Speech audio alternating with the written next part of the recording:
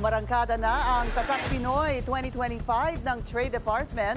Target nitong ipakilala pa ang mga produkto, industriya at talentong Pinoy sa buong mundo. Ang detalye sa agenda report ni Pierre Pastor.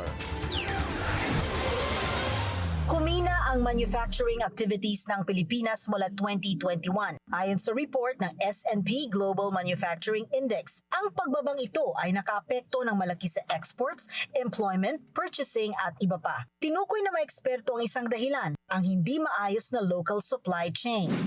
The fact that we have very weak agricultural productivity means that our sources of inputs, our supply chains are very weak and dependent on foreign inputs.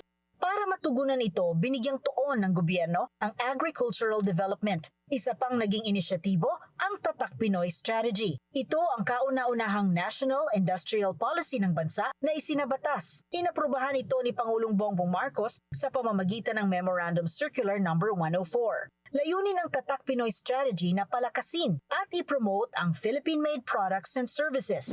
Anchored on the Philippine Development Plan, the TPS elevates critical sectors from agro, processing to electronics, IT, BPM, pharmaceuticals, and defense to world-class standards. We envision an ecosystem where MSME can thrive and Filipino brands can conquer the global market. Ayon naman kay Brian Ang ng Philippine Chamber of Commerce and Industry, dapat tulungan ng gobyerno ang manufacturing industry sa pamamagitan ng pagprotekta sa mga manufacturer laban sa mataas na taripa. Isa pang hinaing ng mga negosyante ang mataas na electricity cost. Electricity is one of the main inputs.